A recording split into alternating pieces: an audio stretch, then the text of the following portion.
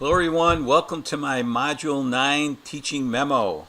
I'm doing this a day early because I'm doing a middle school college fair tomorrow morning as a representative of the U.S. Coast Guard Academy, trying to see if anyone is interested in a free education and a career protecting our shores and waterways.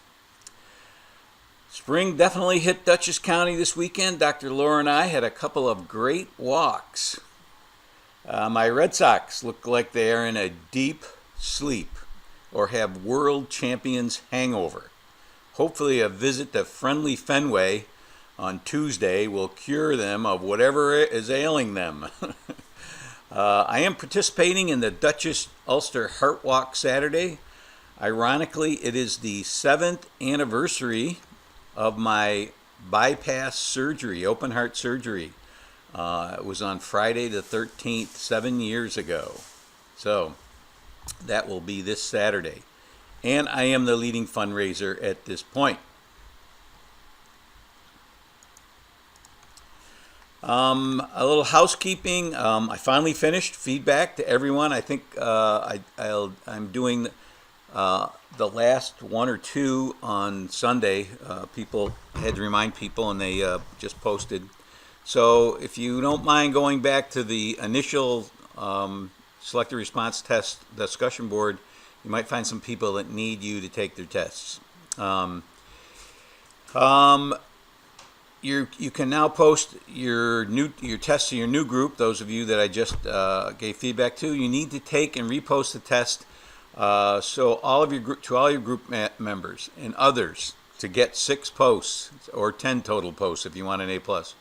Feedback is good, but not mandatory. Also, check back for latecomers. Some of you like to post in the first 5 or 6 days and then go on ahead. But this is collaborative work in an online course, which is difficult if people don't participate or if they hit and run. So check back, and it's a good thing, and that will help others. And also help you by taking more tests. Remember to use my feedback and your classmates' feedback to prepare and write your 3-part analytic summary. I've told you where to find that, which you will submit in Module 12. That's the last thing you'll submit. It's important that you take as many tests as you can, because this will help you and your classmates do a deeper analysis of the results. The more test results you have, the more you can analyze them. It's obvious that many of you did not read the item rating guidelines in Chapuis et al., Chapter 5, pages 134 to 142, or Kislik's Is This a Trick Question?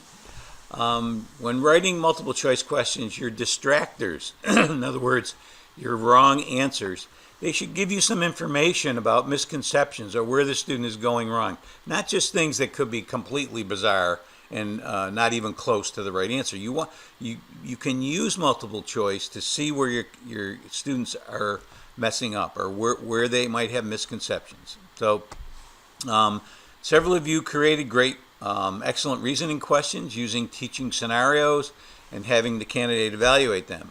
Just using the rubric language, though, in your scenario does not constitute a reasoning question. All a candidate has to do is check off the rubric language. For instance, you would have to describe how a teacher uses community and cultural assets in her lessons, rather than just stating she did, which many of you did. I also mentioned earlier that in the true-false test on Chapter 14 on test prep, there is what I consider a poorly worded question. If you got one wrong that you absolutely feel was correct, send me an email with your rationale for answering the question the way you did, and I may give you credit.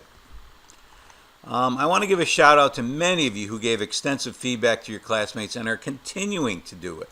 My feedback is basic, but what I observed was some very detailed comments and actionable suggestions.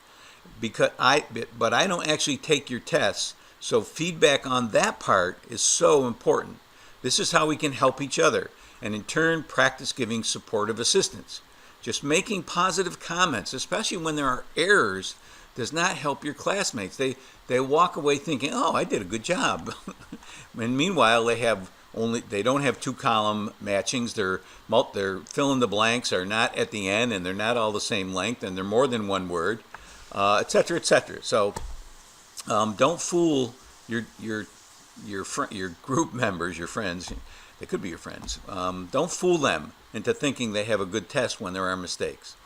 We will only be meeting for 3 more modules, which means that many of you need to catch up, and others can start working ahead on the remaining assignments. Include vocabulary in your own words, final baseline survey, and the 3-part analytic summary. Okay, Module 9. Your double entry journals on Popham's test prep chapter will be due at the end of this module. Make sure you connect to my video, and especially to the other articles on test anxiety and engaging ways to test prep. Popham doesn't talk about those. He doesn't talk about relieving test anxiety. He doesn't talk about how can we make test prep engaging. And those are things that will really help your kids. There are also a myriad of pressure-reducing strategies like meditation, breathing, yoga, and other activities you can do to make things much less anxiety-producing. Whether you work in a school that does test inappropriately or appropriately, you now know what you should be doing and that there are acceptable ways to prepare your students for the state assessments. That's why I include this module in this course. This topic is so important, especially that we just had the ELA exams, the grade 3 through 8 ELA exams, because so many veteran and new teachers are not aware of the educational defensibility principle, or that there are easy ways to relieve test anxiety. They just complain, oh, kids are throwing up on their tests. Oh, what did you do to relieve that anxiety? Nothing. The biggest thing, in my opinion, is your attitude about the tests themselves. If you believe strongly that these tests are wrong, they're biased, don't assess accurately, or otherwise should not be used, you need to be extremely careful not to pass this along to your students.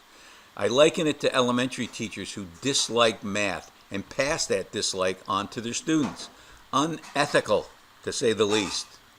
Unfortunately, this is often done unconsciously, so be aware of your attitude. That's it. I will see you in 1 week.